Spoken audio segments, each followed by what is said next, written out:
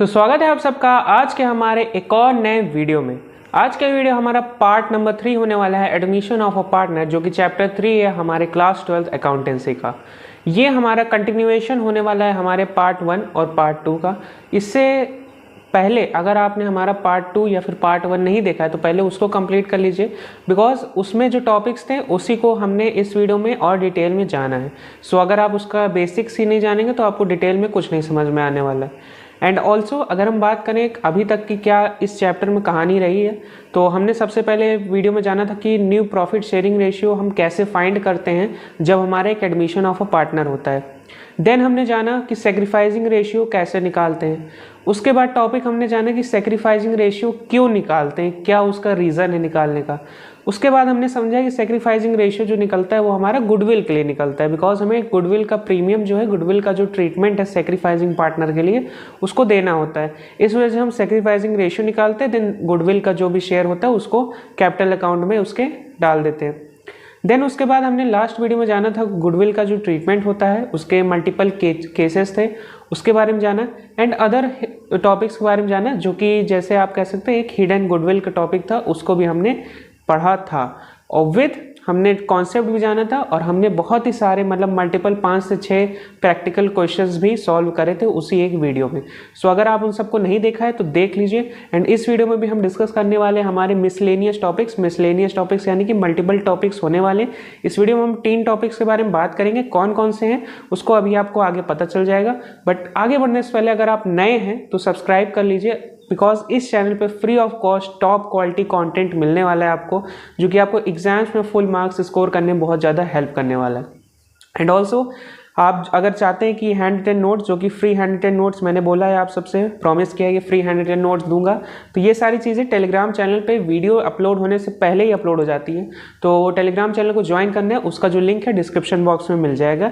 And also वहाँ पे accounts के प्लेलिस्ट का भी लिंक है, तो अदर कोई चैप्टर आप देखना चाहते हैं तो वहाँ पर आप देख सकते हैं। अब हम बिना और टाइम वेस्ट करें बढ़ते हैं हमारे फर्स्ट टॉपिक की ओर, जो कि होने वाले हमारा रिवैल्यूएशन अकाउंट के बारे में। तो रिवैल्यूएशन अकाउंट आखिर होता क्या है? तो रिवैल्यूएशन अकाउंट अगर मैं बेसिक ओवरव्यू दूं, यानी कि बर्ड आई व्यू जो कहते हैं उसको दूं, तो जब हमारा एक एडमिशन ऑफ अ पार्टनर होता है या फिर हमारा एक नया जब पार्टनर आता है, तो वहाँ पे क्या होता है कि हमें लगता है कि हमारी जो फर्म है उसमें कुछ जो एसेट्स हैं, कुछ जो लाइबिलिटीज़ हैं, उनकी वैल्यू नहीं सही है, उनकी वैल्यू हमें रिवाइज करनी चाहिए, उनकी वैल्यू हमें चेंज करनी चाहिए। मान लीजिए कोई मशीनरी है, उसकी वैल्यू 10 लाख है, बट हमें लगता है कि अब उसकी वैल्यू हमें 8 लाख करने देनी चाहिए, क्योंकि मार्केट वैल्यू और सारी जगह पर उसकी वैल्यू उतनी नहीं आ रही है, हमें उसकी वैल्यू को कम कर लेना चाहिए। तो वहाँ पे क्या हुआ, वो एक रिवैल्यूएशन ऑफ मशीनरी हो गया, रिवैल्यूएशन ऑफ एसेट्स का टॉपिक हो गया। वहीं पे हमें लगता है कहीं ना कहीं कि हमारे पास जो लाइबिलिटीज़ है, कोई मान लीजिए लाइबिलिटी है, हमें लगता है कि उसकी वैल्यू हमें कम कर देनी चाहिए या फिर उसकी वैल्यू हमें बढ़ा देनी चाहिए। वो कम रिकॉर्डेड है, हमें उसकी वैल्यू बढ़ा देनी चाहिए। तो वहाँ पर भी हमें वहाँ पे रिवैल्यूएशन का टॉपिक लग जाता है। तो रिवैल्यूएशन अकाउंट हमारा बेसिकली वो अकाउंट होता है जो भी हमारा एक एडमिशन ऑफ अ पार्टनर होता है, तो इसमें हमारी जो भी एसेट्स और लाइबिलिटीज़ की वैल्यू कम ज़्यादा होती हैं, प्लस अगर कोई हमने एसेट था या फिर कोई लाइबिलिटी थी उसको हम रिकॉर्ड करना ही भूल गए थे, मतलब हमारे पास कोई एसेट था उसको हमने बैलेंस शीट में नहीं लिखा, कोई लाइबिलिटी थी हमने उसको लिखना ही भूल गए, तो उसको भी हम लिख लेते हैं। हमें एक मौका मिलता है कि हम उसमें अपने अकाउंट्स में, अपने बैलेंस शीट में उन एसेट या फिर लाइबिलिटी को डाल सकें। तो इसके बाद हमारा जब हम इक्वेट करते हैं तब हमारे पास या तो हमारे पास लॉस आएगा और रिवैल्यूएशन में, यानी कि मान लीजिए हमारा एसेट्स कम हुए, लाइबिलिटीज ज़्यादा हो गई, तो कहीं ना कहीं हमारे पास लॉस आ जाता है, या फिर प्रॉफिट ऑन रिवैल्यूएशन होगा। ये क्या होता है, इसका फॉर्मेट भी हम अभी जानेंगे, एंड साथ ही साथ इसका एक प्रैक्टिकल फुल फ्लेज वाला क्वेश्चन भी करेंगे और जर्नल एंट्रीज भी जानेंगे। अब थोड़ा सा थ्योरी पार्ट जान लेते हैं। With time, it becomes essential to revise the value of assets and liabilities to ascertain the current value of these assets and liabilities, because the actual value may differ from the value mentioned in the firm's balance sheet। जो कि मैंने कहा कि balance sheet में हमें value अच्छी नहीं लग रही है, हमें उसको चेंज करना चाहिए। This act of revising the value of assets and liabilities is called revaluation of assets and liabilities। The nature of the revaluation account is that of nominal account, यानी कि हमारा रिवैल्यूएशन अकाउंट कौन सा account होता है, उसका nature क्या होता है, वो हमारा नॉमिनल अकाउंट होता है। नॉमिनल अकाउंट क्या कहता है, डेबिट लॉसेस एंड एक्सपेंसेस, यानी कि अगर लॉस हो रहा है, एक्सपेंस हो रहा है तो वो डेबिट हो जाएगा, रिवैल्यूएशन अकाउंट को डेबिट कर देंगे। वहीं पे अगर कहीं गेन हो रहा है या फिर कहीं से हमें इनकम आ रही है तो उसे हम क्रेडिट कर देंगे यहाँ पे, तो इसीलिए इसको हमने नॉमिनल अकाउंट बोला गया है। अब आगे बढ़ने से पहले क्वेश्चंस पे आए उससे पहले ये कुछ 5 वर्ड्स हैं जिसका मीनिंग जब आप क्वेश्चन में देखेंगे तो आप बहुत ज़्यादा कंफ्यूज होंगे। एंड ये 5 वर्ड्स केवल ये एडमिशन में ही नहीं, आपके पूरे अकाउंट्स में ही काम आने वाली है। तो ये क्या है, अगर आपको कहीं क्वेश्चन में दिखता है कोई वैल्यू इंक्रीज्ड टू और रेज्ड टू है, मान लीजिए कोई वैल्यू 100 है और वहाँ पे ये लिखा हुआ है कि इंक्रीज्ड टू और रेज्ड टू, यानी कि वो रेज्ड टू, अगर यहाँ पे मान लीजिए 100 लिखा हुआ है और बोला गया है कि इंक्रीज्ड टू 110, तो उसकी जो न्यू वैल्यू हो जाएगी वो हो जाएगी 110। वहीं पे अगर इंक्रीज्ड बाय लिखा है और रेज्ड बाय लिखा है, मान लीजिए वैल्यू हमारी 100 है, यहाँ पे इंक्रीज्ड टू 110 तो उसकी न्यू वैल्यू हो जाएगी 110। इंक्रीज्ड बाय 10 लिखा हुआ है तो वहाँ पे 100 प्लस 10 उसकी वैल्यू हो जाएगी 110। यहाँ पे देखिए, यहाँ पे लिखा हुआ है, अगर जब आप यहाँ पे 100 करेंगे इंक्रीज टू 110 तो उसकी न्यू वैल्यू 110 हो जाएगी। बाई लिखा हुआ है मतलब इतनी वैल्यू से बढ़ा है, यानी अगर 10 रुपए से बढ़ा है तो उसकी वैल्यू 100 प्लस 10 110 हो जाएगी। उसी तरीके से कहीं पे लिखा है डिक्रीज्ड टू, यानी कि उसकी वैल्यू घट गई है, मान लीजिए 110 है, उसकी वैल्यू डिक्रीज्ड टू 100 हो गई है तो उसकी जो न्यू वैल्यू हुई वो 100 हो जाएगी।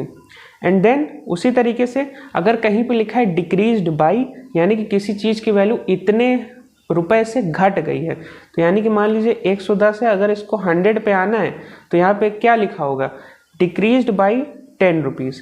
तो ये होता है फैक्ट। आपको बाई एंड टू, ये जो लिखा हुआ है बाई एंड टू, इसका डिफरेंस देखना है।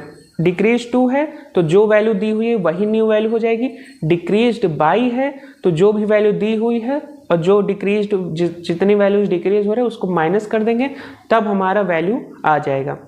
एंड देन एक लास्ट होता है हमारा वैल्यूड ऐड, यानी कि ये आपको डायरेक्टली दे देता है कि 150 का कोई वैल्यू है जो कि वैल्यूड ऐड है, वैल्यूड ऐड 100, तो उसकी वैल्यू हो जाएगी 100, यानी कि वैल्यूड एट टेकन एट, यानी कि उसकी आपको डायरेक्ट वैल्यू दे रहे हैं, कोई उसमें बढ़ाव चढ़ाव नहीं हो रहा है, तो वैल्यूड एट हो गया। इसमें बढ़ भी सकता है घट भी सकता है। एक तरह से आप कह सकते हैं जो आपका इंक्रीज्ड टू है, यानी कि डायरेक्ट वैल्यू बढ़ के उतनी हो जा रही है, वो भी बता रहे हैं सिमिलर वैल्यू।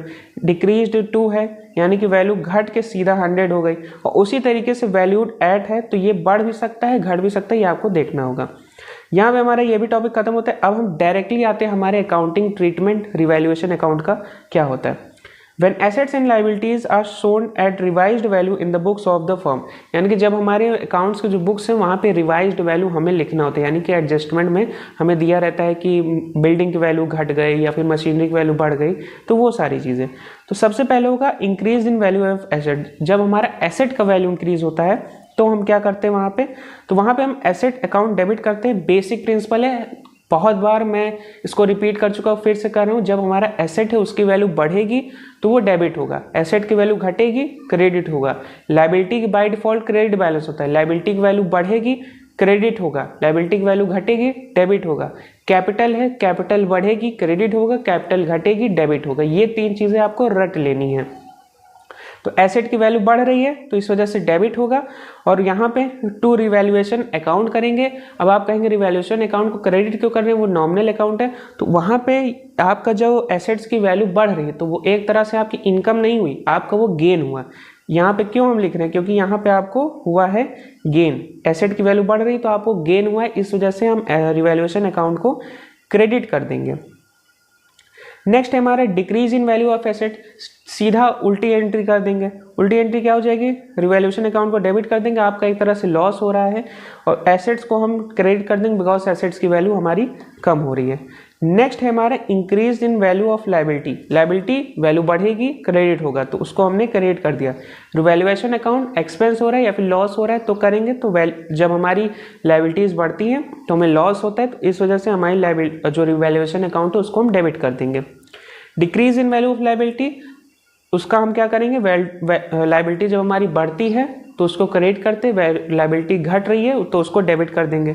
रिवैल्यूएशन अकाउंट को हमें यहाँ पे गेन हो रहा है, हमारी लाइबिलिटी कम हो रही है, पैसे हमें कम देने, तो यहाँ पे हमें फ़ायदा हो रहा है, फ़ायदा को क्या कहते हैं, गेन कहते हैं, तो गेन यहाँ पे क्या होगा, क्रेडिट हो जाएगा। इस वजह से रिवैल्यूएशन अकाउंट को हम क्रेडिट कर दे रहे हैं। रिकॉर्डिंग ऑफ अनरिकॉर्डेड एसेट, जो कि मैंने अभी इंट्रोडक्शन में जो लाइन बोली कि मान लीजिए कोई एसेट था हमारे पास, लिखना ही भूल गए, तो यहाँ पे क्या हो रहा है, एक एसेट क्रिएट हो रहा है, एसेट जब क्रिएट हो रहा है तो वो डेबिट होगा, यहाँ पे एसेट की वैल्यू हमारी ओवरऑल बढ़ेगी, तो अनरिकॉर्डेड एसेट अकाउंट डेबिट, तो ये वैल्यू आ जाएगी यहाँ पे, एंड देन रिवैल्यूएशन अकाउंट को हम क्रेडिट कर देंगे बिकॉज हमें गेन हो रहा है। उसी तरीके से जब हमारी अनरिकॉर्डेड लाइबिलिटी हम लिखते हैं, कोई लाइबिलिटी हमें लिखनी थी बट हम लिखना उसको भूल गए हैं, तो इसीलिए हम उसका लिख देंगे revaluation account debit to unrecorded liability, because liability का जो डिफॉल्ट बैलेंस है वो हमारा क्रेडिट होता है। 7th में transferring the balance of revaluation account, यानी कि जब आप सारी चीज़ें आप अपने रिवैल्यूएशन आपका जो ये अकाउंट बना, तो यहाँ पे आप सारी चीज़ें लिख लेंगे, यहाँ पे आप सारी चीज़ें लिख लेंगे, तो या तो आपका प्रॉफिट आएगा या तो आपका लॉस आएगा, दोनों में से कोई एक चीज़ आएगी। तो अगर आपको प्रॉफिट होता है तो प्रॉफिट को क्या करेंगे, रिवैल्यूएशन अकाउंट को डेबिट कर देंगे, एंड साथ ही साथ जो हमारा प्रॉफिट है उसको पार्टनर के कैपिटल या करेंट अकाउंट में हम उसको ट्रांसफर कर देंगे। करेंट और कैपिटल अकाउंट कहाँ होता है, इसको हमने बिल्कुल सबसे पहले जो फंडामेंटल्स वाली क्लास थी पार्टनरशिप की, उसमें डिटेल में बात करी थी कि कहाँ पे कैपिटल अकाउंट होगा, कहाँ पे क्या नाम से करेंट अकाउंट होगा, तो आप उसको वहाँ पे जाके देख सकते हैं अगर आपको डिटेल में जानना है तो। Partners capital account, current account, because यहाँ पे कैपिटल फ्लक्चुएटिंग भी हो सकती है, कैपिटल फिक्स्ड भी हो सकती है, वो आपको जो कि क्वेश्चन है उसमें गिवन होगा। और वहीं पे लॉस अगर होता है तो उनके जो पार्टनर्स के जो कैपिटल अकाउंट या करेंट अकाउंट है उनसे पैसा हम काट लेंगे और लॉस को हम फुलफिल कर देंगे। फॉर्मेट बात करें, हम हमारा सारी चीज़ें लिखने के बाद ऐसा कुछ हमारा फॉर्मेट दिखेगा जो हमारा रिवैल्यूएशन अकाउंट है। एसेट्स जब वैल्यू डिक्रीज हुई तो हमने डेबिट कर दिया, लाइबिलिटीज़ की वैल्यू इंक्रीज हुई तो डेबिट कर दिया, लाइबिलिटीज़ अनरिकॉर्डेड लाइबिलिटी हमने लिखी तो डेबिट हो गया, और हमें कोई एक्सपेंस हुआ तो हमने डेबिट कर दिया। उसी के साथ जब हमारा प्रॉफिट होगा तो वो डेबिट साइड आएगा। प्रॉफिट का मतलब क्या हुआ, हमारी इनकम ज़्यादा है, एक्सपेंसेस कम है तो हमें प्रॉफिट हो गया। उसी तरीके से लॉस कब होगा, हमारी एक्सपेंस ज़्यादा है, इनकम कम है, हमें लॉस हो गया। उसी तरीके से क्रेडिट साइड में हमारा क्या आएगा, जब हमारी एसेट्स की वैल्यू बढ़ेगी तो क्रेडिट होगी, बिकॉज नॉमिनल अकाउंट है तो इधर इनकम या फिर गेन्स आएंगे, इधर एक्सपेंसेस या फिर लॉस आएंगे। तो एसेट की वैल्यू बढ़ रही है, गेन है तो क्रेडिट साइड आ गया, लाइबिलिटीज़ घट रही है, गेन है, क्रेडिट साइड आ गया, अनरिकॉर्डेड एसेट्स है यानी कि एसेट्स हमारे लिखे जा रहे हैं तो हमारा क्रेडिट साइड आ गया। उसी तरीके से जो हमारा लॉस है वो हमारा क्रेडिट साइड आ जाएगा, बिकॉज हमारा जो गेन्स है वो कम है, खर्चे हमारे ज़्यादा है तो हमारा लॉस हो जाएगा। अब हम बढ़ते हैं हमारे पहले क्वेश्चन की, जो कि होने वाला है हमारा, Annie and John are partners in a firm and the ratio which they share their profit and losses is 3:2। Their balance sheet as on 31 March 2023 is as follows. यानी कि हमारे एनी है, जॉन है, उनका प्रॉफिट शेयरिंग रेशियो दिया है और balance sheet दी है। तो यहाँ पे हमें सन्ड्री क्रेडिटर्स दिख रहे हैं, cash in hand, debtors, stock, furniture, plant and machinery, और यहाँ पे उनके कैपिटल्स दिए हुए हैं। अब हमारे यहाँ पे एडजस्टमेंट्स आता है, तो हमने बैलेंस शीट देख लिया। बैलेंस शीट पे उतना ज़्यादा कुछ फोकस करने का है नहीं, बट हाँ अगर आपको यहीं पे अगर आपने गुडविल वाला यानी कि पार्ट नंबर 2 देखा है तो उसमें हमने बात करी थी, अगर यहीं पे लिखा होता, अगर गुडविल लिखा होता तो एक आपकी जर्नल एंट्री बढ़ जाती। कौन सी बढ़ जाती, सबसे पहले जो हमारा गुडविल यहाँ पे लिखा होता अगर एसेट साइड में, तो उसको हम हमारे जो एनी और जॉन है उनको 3:2 में उसको हम गुडविल को बांट लेते। ऐसा क्यों करते, इसका लॉजिक पार्ट नंबर 2 जैसे कि मैंने कहा, अगर इस वीडियो में बताऊंगा तो ये वीडियो ऑलरेडी 1-2 घंटे का पहुँच जाएगा। एडजस्टमेंट की बात करें तो बसंत हमारे नए पार्टनर हैं जो कि 1 अप्रैल 2023 को आए हैं, और उनकी जो एडजस्टमेंट है वो ऐसे हैं कि वो अपना 15,000 कैपिटल के लिए लाएंगे, 5,000 premium of goodwill for 1/6 share. इसका जनरल एंट्री देख लेते हैं। तो सबसे पहले हमारा एक एडजस्टमेंट पढ़िए, जनरल एंट्री लिखिए, एडजस्टमेंट पढ़िए, जनरल एंट्री लिखिए। बैंक अकाउंट डेबिट 20,000, जिसमें से 15,000 उनका कैपिटल का था, 5,000 प्रीमियम ऑफ गुडविल था। प्रीमियम ऑफ गुडविल आया है तो तुरंत ही लगे हाथ दोनों जो पार्टनर्स हैं उनको बांट देना है। ये उनका हो गया, इनके 3:2 के रेशियो में हमने बांट दिया। हमारा जो सेक्रीफाइजिंग रेशियो होगा, सेक्रीफाइजिंग रेशियो भी इनका 3:2 ही आने वाला है। अगर आप जब फाइंड करेंगे तो उनका सेक्रीफाइजिंग रेशियो भी 3:2 ही आएगा। तो उसको प्रीमियम और गुडविल को भी बांट दिया। अब नेक्स्ट हमारी जो एडजस्टमेंट है वो एडजस्टमेंट दी हुई है, value of stock reduced by, यहाँ पे बाई लिखा है यानी कि 10% से कम हो गई, 10% पे नहीं गई, 10% से कम हो गई। तो वैल्यू ऑफ स्टॉक कम हो गई तो यहाँ पे देखिए टू रिवैल्यूएशन अकाउंट को डेबिट किया बिकॉज हमारा यहाँ पे लॉस हो रहा है। स्टॉक हमारा एसेट होता है, एसेट की वैल्यू कम हुई 10% से, 1500 से वैल्यू उसकी कम हो गई। देन उसके बाद क्या है, प्लांट एंड मशीनरी की वैल्यू बढ़ गई 10% से, तो यहाँ पे क्या होगा, जो हमारा रिवैल्यूएशन अकाउंट है वो क्रेडिट हो जाएगा। तो यहाँ पे आप दूसरी एंट्री देखिए रिवैल्यूएशन, आप चाहे तो अलग अलग एंट्री डाल सकते हैं, आप चाहे तो एक एंट्री साथ में भी डाल सकते हैं। तो यहाँ पे रिवैल्यूएशन अकाउंट को क्रेडिट किया गया है, तो यहाँ पे आ गई प्लांट एंड मशीनरी की 3000 की जो वैल्यू हो गई। देन उसके बाद हमने बात करी फर्नीचर की वैल्यू है वो 9000 हो गई, वैल्यूड रिवैल्यूड एट 9000। तो हमें देखना पड़ेगा फर्नीचर जो है वो हमारा 10,000 का था, उसकी वैल्यू अब 9000 हो गई, तो यानी 1000 रुपये उसका कम हो गया। तो वही यहाँ पे फर्नीचर की वैल्यू दी हुई है 1000 से कम हो गई है। देन उसके बाद provision for doubtful debt is to be created on sundry debtors at 5% and 200 is to be provided for outstanding wages. यहाँ पे क्या होने वाला है, जो प्रोविजन फॉर डाउटफुल डेटर्स था उसको 600 से हमने बढ़ा लिया है। नेक्स्ट हमारा होने वाला है investment worth 1000 not mention in the balance sheet is to be taken into the account. यानी कि यहाँ पे क्या हो रहा है, अनरिकॉर्डेड एसेट को अब हम रिकॉर्ड कर रहे हैं। तो अनरिकॉर्डेड एसेट जो है उसको हम रिकॉर्ड कर रहे हैं, तो यहाँ पे क्या हो जाएगा, कहाँ गया,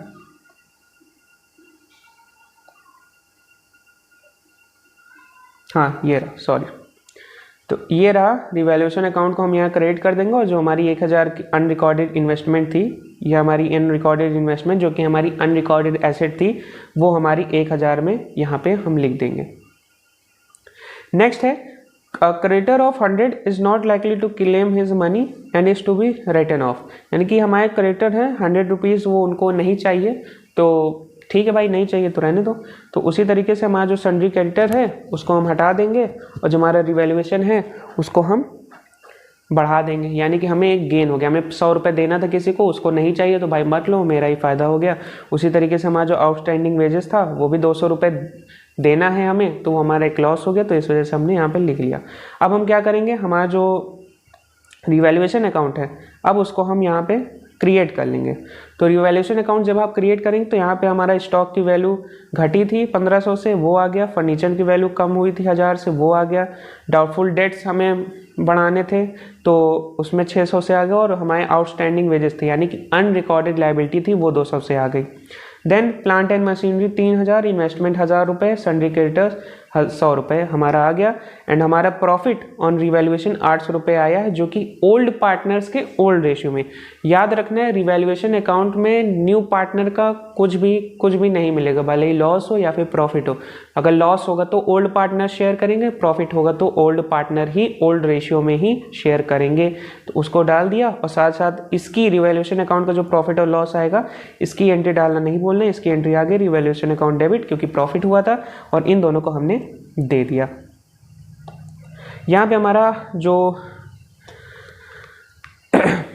रिवैल्यूएशन अकाउंट का जो टॉपिक है वो हमारा खत्म होता है। अब हम बात करते हैं हमारे टॉपिक नंबर 2 जो कि होने वाला है हमारा accounting treatment of accumulated profits and reserves in case of admission of a partner.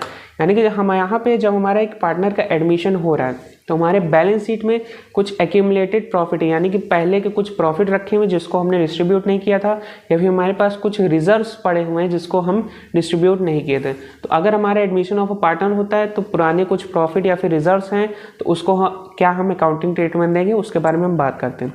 तो केस नंबर 1 यहाँ बनता है when reserves and accumulated profits accounts are closed. यहाँ पे जब हमारे जो पार्टनर्स हैं क्वेश्चन में आपको दिया रहेगा कि यहाँ पे हमारा जो रिजर्व्स और प्रॉफिट के जो अकाउंट है उसको हम क्लोज कर देंगे। पार्टनर चाह रहे कि अब इन अकाउंट्स को हमने नहीं बनाना है आगे, तो हम इसको क्लोज कर देंगे। तो सबसे पहली एंट्री यहाँ पे क्या आएगी, जो क्लोजर की एंट्री, यानी कि राइट ऑफ कर देंगे। जैसे गुडविल का अगर बैलेंस शीट में गुडविल लिखी रहती थी और हमारा नया पार्टनर आता था तो वहाँ पे गुडविल को राइट ऑफ करते थे, सेम ट्रीटमेंट इसका होने वाला है कि जो हमारे एक्यूमुलेटेड प्रॉफिट है या फिर जो रिजर्व है उसको हम राइट ऑफ कर देंगे ओल्ड पार्टनर्स के लिए। तो वही यहाँ पे लिखा हुआ है reserves and profit, reserve profit and loss और workman compensation reserve, investment fluctuation reserve, ये सारे क्या रिजर्व होते हैं इसको अभी हम आगे जान लेंगे। बट यहाँ पे हमारे जो प्रॉफिट एंड लॉसेज जो भी रिजर्व होंगे आपको उसमें दिए रहे होंगे, उसको आप डेबिट करेंगे और यहाँ पे हमारे पार्टनर्स के जो अकाउंट्स हैं वहाँ पे उनको क्रेडिट कर देंगे। क्रेडिट क्यों करेंगे?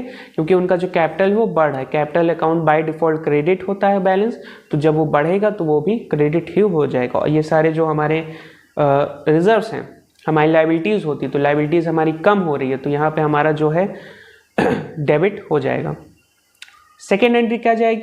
ट्रांसफ़र ऑफ एक्यूमुलेटेड लॉसेस, यानी कि यहाँ पे जो प्रॉफिट था तो हमने यहाँ पे जो हमारा प्रॉफिट एंड लॉस में प्रॉफिट था तो उसको तो हमने बांट लिया। मान लीजिए हमारे पिछले साल के कुछ लॉस पड़े हुए थे तो लॉस को भी बांटना पड़ेगा। तो वहाँ पे क्या होगा, जो पार्टनर्स कैपिटल अकाउंट डेबिट कर लेंगे, यानी कि जो हमारे पार्टनर्स से वो पैसा ले लेंगे और उन जो लॉस हैं उसको हम एडजस्ट कर लेंगे। हमारा ये जो अमाउंट है ये इधर नहीं आएगा, ये अमाउंट यहाँ पे आ जाएगा आपका। एक क्वेश्चन देख लेते हैं इसका फटाक से। Consider Mohan and Harpreet to be partners in a firm such as they share their profit and losses in ratio 2:1। 1 April 23 को क्या किया, रॉकी को एडमिट कर लिया हाफ शेयर के लिए, और जो कि रिक्वायर कर रहा है मोहन और हरप्रीत से in ratio 3:2। On that date profit and loss account had a credit balance of 2,40,000। General reserve था हमारा 90,000 का, वर्कमैन कंपनसेशन रिजर्व था हमारा 39,300 का, और डेफिट रेवेन्यू एक्सपेंडिचर था हमारा 18,900 का। अब हमें जनरल एंट्रीज पास करनी है। ये एज्यूम करना है कि यहाँ पे दिया हुआ है हमारे जो अकाउंट्स है वो क्लोज्ड है। क्लोज्ड अगर नहीं लिखे होंगे तो क्या एडजस्टमेंट होगा, वो हमारा केस नंबर 2 है। बट केस नंबर 1 में हमारे जो अकाउंट्स है वो क्लोज हो रहे हैं, तो यहाँ पे उसकी जनरल एंट्रीज क्या होने वाली है उसके बारे में हम बात करते हैं। तो सबसे पहले 2 ही एंट्री हमारी आने वाली, बिकॉज हमें प्रॉफिट और लॉस हो रहा है। तो यहाँ पे हमारा जो होने वाला है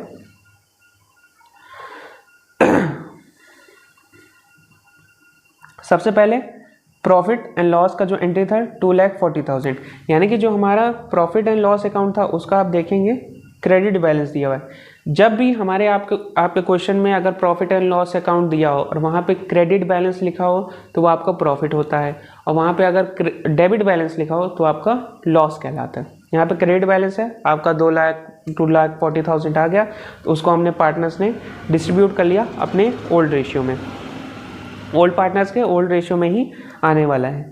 एंड देन जनरल रिजर्व था उसको बांट लिया, वर्कमैन कंपनसेशन रिजर्व था उसको भी बांट लिया, और ये हमारे ओल्ड रेशियो में आ गया। एंड देन हमारा एक चीज़ दिया हुआ था यहाँ पे डेफर्ड रेवेन्यू एक्सपेंडिचर, ये हमारा खर्चा था, ये हमारी लायबिलिटी थी, लॉस था, यानी कि ये हमारा केस 1 का दूसरी एंट्री थी, ट्रांसफर ऑफ एक्यूमुलेटेड लॉस। तो यहाँ पे डेफर्ड रेवेन्यू एक्सपेंडिचर लिखा हुआ है ना, तो वही चीज़ यहाँ पे आई है 18,900 की ओल्ड पार्टनर ओल्ड रेशियो में, उसको भी बांट लेंगे। जो हमारा 18,900 है उसको उन्होंने दोनों पार्टनर ने बांट लिया, यानी कि अपने अकाउंट से उस जो लॉस है उसको फुलफिल कर दिया। अब केस 2 की बात करते हैं। जब हमारे रिजर्व्स और एक्यूमुलेटेड प्रॉफिट अकाउंट्स हैं वो क्लोज नहीं होंगे, यानी कि बांटेंगे तो बट उनको हम क्लोज नहीं करेंगे, तो वहाँ पे हमारी क्या एंट्री हो जाएगी, gaining partner account debit to sacrificing partner capital account, और नरेशन जो है being reserves and accumulated profit adjusted in gaining and sacrificing ratio. अब ये क्या है, ये इसको कैसे समझा जाए, तो इसको क्वेश्चन समझेंगे तो ज़्यादा आसानी होगी। यहाँ पे एनी और जॉन हमारे पार्टनर्स है फर्म में sharing profit and loss equally, यानी कि इनका जो रेशियो है वो 1:1 का जो शेयरिंग प्रॉफिट लॉस है वो होने वाला है। 1 अप्रैल को उन्होंने क्या डिसाइड किया कि विक्रम को एज अ पार्टनर 1/5 शेयर के लिए लाएंगे। उस डेट पे इनका प्रॉफिट एंड लॉस का क्रेडिट बैलेंस था, यानी कि प्रॉफिट दिखा रहा था 1 लाख का, जनरल रिजर्व था 35,000 का, और उन्होंने डिसाइड किया कि हम अकाउंट्स को क्लोज नहीं करेंगे। तो assuming that accounts are not closed you are required to pass general entries, जो कि हमें पता है। तो यहाँ पे एंट्री तो हमारी एक ही डलने वाली है, बिकॉज हमने जो गेनिंग और सेक्रीफाइसिंग पार्टनर में कर लेना है। तो यहाँ पे हमारे जो पार्टनर आ रहे हैं विक्रम है, विक्रम यहाँ पे कहीं ना कहीं गेन करने वाले। तो सबसे पहले हमें क्या करना है, हमें जो वर्किंग नोट है उसको प्रिपेयर कर लेना है। वर्किंग नोट नंबर 1 क्या है, सबसे पहले हम जानेंगे एक्यूमुलेटेड प्रॉफिट कितना है हमारा। तो प्रॉफिट एंड लॉस का बैलेंस 1 लाख दिया हुआ था, जनरल रिजर्व का बैलेंस 35,000 था, जिस 35,500 था, इसको हमने एडअप किया तो 1,35,500 हमारा आ गया। सेकेंड वर्किंग नोट बनाएंगे sacrificing ratio of any and John, वो होगा हमारा 1:1।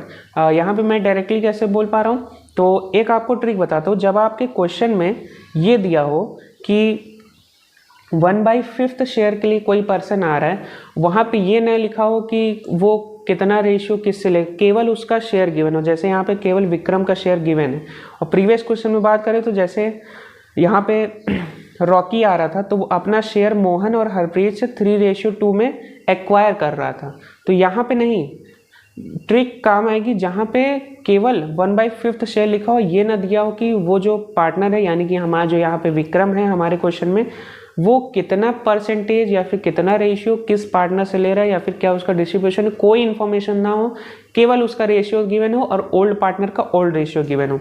बस ये दो इन्फॉर्मेशन गिवन हो तो जो ओल्ड पार्टनर का ओल्ड रेशियो है वही हमारा सेक्रीफाइसिंग रेशियो भी बन जाता है। ये 100% प्रूव्ड है। आप कोई भी क्वेश्चन उठा लीजिए, यही आंसर आएगा। मैंडेटरी ये है कि केवल एक ये इन्फॉर्मेशन दी हो आपको, और एक दूसरा हो कि ये, यानी कि ओल्ड पार्टनर्स का ओल्ड रेशियो गिवन है और न्यू पार्टनर कितने शेयर के लिए आ रहा है ये गिवन है बस। अगर यहाँ पर नया न्यू प्रॉफिट शेयरिंग रेशियो दिया होता तो वो क्वेश्चन डिफरेंट हो जाता। तो यहाँ पे सेक्रीफाइसिंग रेशियो इनका 1:1 आ जाएगा। तो यहाँ पे विक्रम का कैपिटल अकाउंट डेबिट हो जाएगा 1/5 share of accumulated profit and being a gaining partner, यानी कि हमारा वो एडमिशन हो रहा है तो उसका वो गेनिंग पार्टनर हुआ। जैसे गुडविल का ट्रीटमेंट हम करते थे, सेम एज इसका यहाँ पे नया पार्टनर आ रहा है तो उसको गेन हो रहा है, बना बनाया प्रॉफिट वो उसको मिल रहा है। तो वो बना बनाया जो प्रॉफिट पा रहा है तो उसको जो ओल्ड पार्टनर्स हैं उनको कंपनसेट कर देगा। तो उसका 1/5 शेयर के लिए ये जो हमने टोटल प्रॉफिट निकाला था उसी को 1/5 शेयर करेंगे तो 27,100 आएगा, और इसको दोनों पार्टनर कंपनसेट कर देंगे उनके सेक्रीफाइसिंग रेशियो में, जो कि है 1:1, और जो कि वैल्यू हो जाएगी 13,550। उसी तरीके से हमारा जो जर्नल एंट्री हो जाएगी, Vikram capital account 27,100, Annie's capital account 13,550 और जॉन्स कैपिटल अकाउंट 13,550। यहाँ पे हमारा जो एक्यूमुलेटेड रिजर्व्स और जो हमारा प्रॉफिट था वो भी टॉपिक खत्म होता है। अब हम बात करते हैं हमारा workman compensation reserve. I don't know यहाँ तक कोई इस वीडियो को कभी देखेगा भी, इसीलिए मैं ये चाह रहा हूँ कि ज़्यादा वीडियो बड़ा ना हो। एंड अगर आप यहाँ तक इस वीडियो देख रहे हैं तो thank you so much, because I know मेरा जो कंटेंट है वो टॉप नॉच है। ऐसा कंटेंट शायद ही कोई बताए इतना डिटेल में और इतना मतलब अच्छे से। एंड ऑल्सो क्या नाम से जो वीडियो मैं बड़ा नहीं बना पाता हूँ बिकॉज मेरे पास उतनी फैसिलिटीज़ नहीं है कि मैं ज़्यादा बड़ी वीडियोस बना करके उन्हें अपलोड कर पाऊँ, उतना मतलब सुविधा नहीं है। बिकॉज जो भी मैं अपलोड करता हूँ ये मेरी तरफ से मैक्सिमम जितना मैं कर सकता हूँ वो कर रहा हूँ। सो अगर आप यहाँ तक इस वीडियो को देखते हैं तो thank you so much. And also share कर दीजिए अपने दोस्तों के साथ, सब्सक्राइब करवा लीजिए, उन्हें कहिए कि वीडियो देखें, शेयर करें, लाइक करें, कॉमेंट करें। सो बहुत ज़्यादा हेल्प हो जाएगी। सो एंड ये जो टॉपिक है वर्कमैन कंपनसेशन, इसका मैं कॉन्सेप्ट 100% करवाऊंगा, बट अभी इसमें क्वेश्चन नहीं करवा रहा हूँ। क्वेश्चन मैं तब कराऊंगा अगर इस वीडियो के नीचे कमेंट्स आ जाते हैं कि हाँ वर्कमैन कंपनसेशन का भी क्वेश्चंस करवाओ केस बाय केस, तो उसको मैं करवा दूंगा। बट उसके लिए आपको नीचे कमेंट करना होगा। अगर 3-4 कमेंट भी आ गए तो मैं वीडियो बना के डाल दूंगा। अब हमारा वर्कमैन कंपनसेशन रिजर्व का अकाउंटिंग ट्रीटमेंट क्या होने वाला है in case of admission of a partner. Admission of a partner case में यही होगा, बाकी अदर्स में भी चेंज हो सकता है। केस नंबर 1 है जब हमारा वर्कमैन कंपनसेशन रिजर्व में कोई क्लेम ना हो। सबसे पहले ये जानिए वर्कमैन कंपनसेशन रिजर्व होता क्या है। मान लीजिए आपका कोई वर्कर था और वो किसी रीज़न से वो उसका टिकट कट गया, तो वहाँ पे क्या होने वाला है, आप कहीं ना कहीं उसके फैमिली जो है उसको कुछ मतलब कंडोलेंसेस के लिए कुछ मान लीजिए कंसोल करने के लिए कुछ पैसे आप देंगे कि हाँ मतलब सांत्वना देने के लिए बेसिकली आप उसको कुछ पैसे दे देंगे, उनकी फैमिली को थोड़ी सी हेल्प हो जाएगी। मतलब पैसे से इंसान तो नहीं आएगा बट हाँ थोड़ी हेल्प हो जाएगी। तो वहाँ पे क्या हो रहा है, इसलिए हम वर्कमैन कंपनसेशन रिजर्व बना रहे हैं। तो और भी चीज़ों के लिए हम बनाते हैं, बट एक ये मेजर उसका पॉइंट हो सकता है कि क्लेम करने के लिए। तो रिजर्व हमारी लायबिलिटी होता है, बैलेंस शीट में लेफ्ट साइड आएगा, यानी कि लायबिलिटी साइड आने वाला है। सबसे पहला केस है जहाँ पे कोई भी क्लेम नहीं, यानी कि जो हमारा वर्कमैन कंपनसेशन रिजर्व है उसमें से हमें पैसा निकाल के किसी को भी नहीं देना है। वो जो पूरा रिजर्व है उसको हमारे पार्टनर को ही बांट देना है। तो वहाँ पे हमारा क्या एंट्री हो जाएगा, जो एंट्री अभी तक था वर्कमैन कंपनसेशन रिजर्व अकाउंट, यानी कि हमारी जो लायबिलिटी है कम हो रही है और जो हमारे ओल्ड पार्टनर का कैपिटल है उसको क्रेडिट कर देंगे, बिकॉज ये हमारा जो पैसा है पूरा रिजर्व का वो हमारे पार्टनर के अकाउंट में चला जाएगा।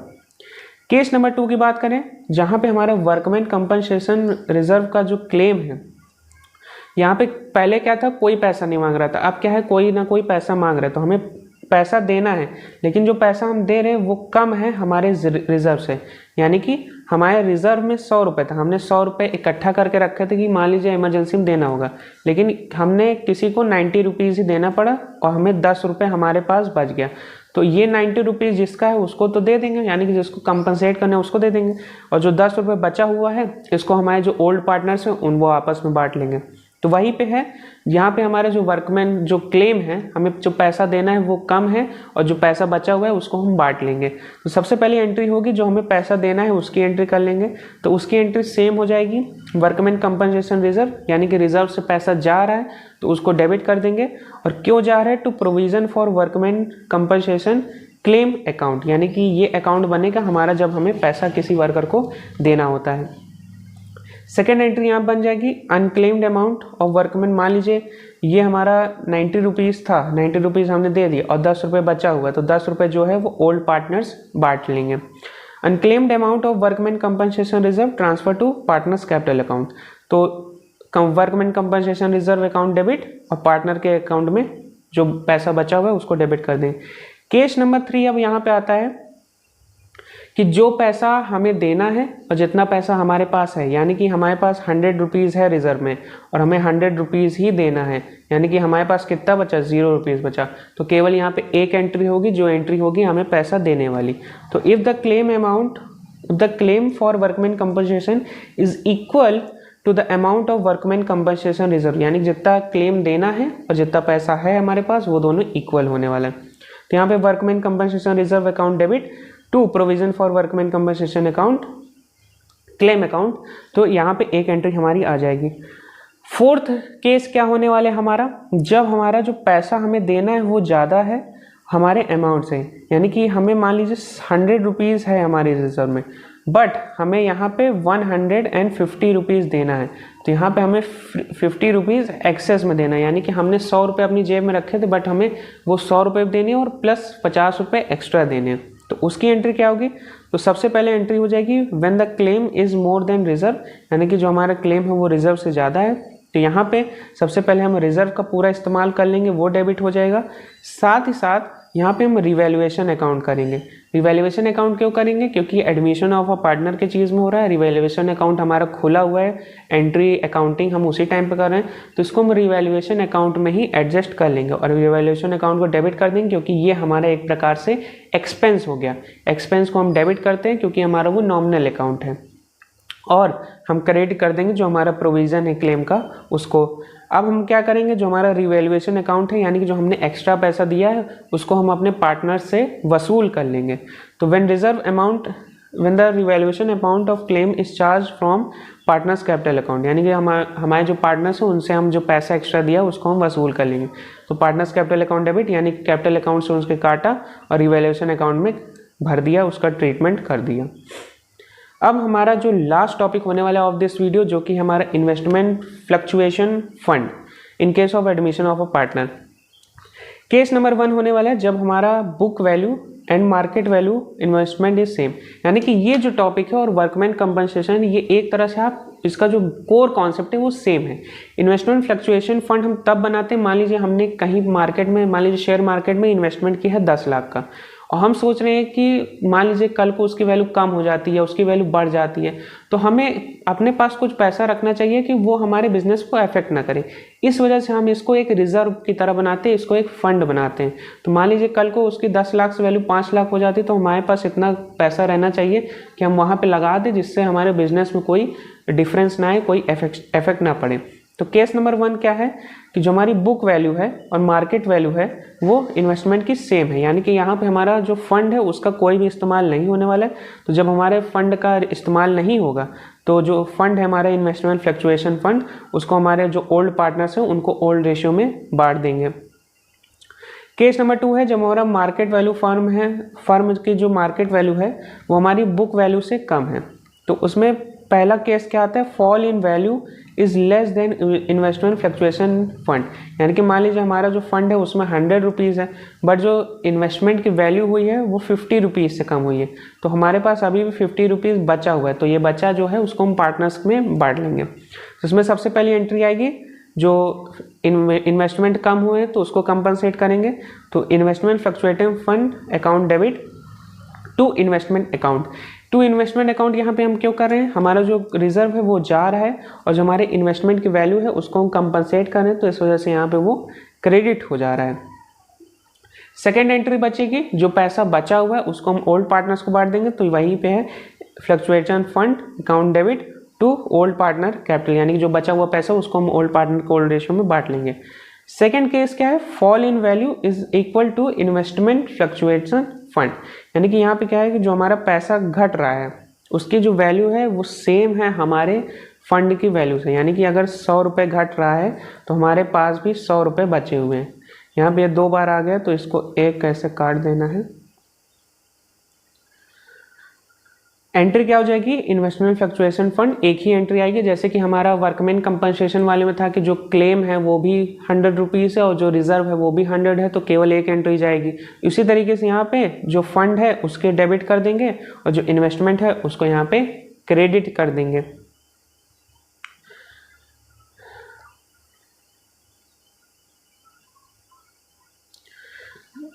ओहो, तो ये यहाँ पे आ चुका है 2 बार, सॉरी ये पेज आ गया 2 बार, तो इसको थोड़ा सा कट कर देंगे।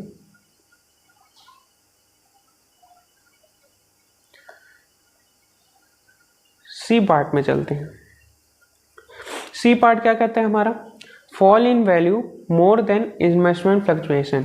यहाँ पे क्या होने वाले, हमारे पास 100 रुपीज़ है फंड में, बट हमारा जो इन्वेस्टमेंट है वो 150 से कम हो रहा है, तो यहाँ पे हमें 100 रुपये तो ये वाले भी देने हैं, प्लस हमें 50 रुपीज़ अपने पास से भी देने हैं। तो क्या बिजनेस अपने पास से देगा, जी नहीं, वो पार्टनर से लेके पैसे देगा। तो सबसे पहला loss on investment value adjusted from investment fluctuation fund and revaluation account. तो जैसे हमने वर्कमैन कंपनसेशन अकाउंट में किया था कि रिवैल्यूएशन अकाउंट में जो एक्सेस मनी था, यानी कि जो ये मान लीजिए 100 रुपीज़ है, ये 50 रुपीज़ आ गया और हमारा जो इन्वेस्टमेंट है वो 150 रुपीज़ से कम हुआ, तो 100 रुपये हमारे फंड में थे और 50 रुपये हमने रिवैल्यूएशन अकाउंट से काट लिए। तो इन्वेस्टमेंट एंट्री होगी हमारा investment fund account debit, revaluation account debit और investment account credit. Second entry आ जाएगी expense on revaluation account charge from old partners, यानी कि अब हमने जो रिवैल्यूएशन अकाउंट में हमने जो एक्सपेंस का एंट्री डाला है उसको हम क्या करेंगे, हमारा जो पार्टनर्स हैं उनके अकाउंट से हम वसूल कर लेंगे, यानी उनसे वसूली कर लेंगे। तो old partners capital account debit और रिवैल्यूएशन अकाउंट को हम क्रेडिट कर देंगे।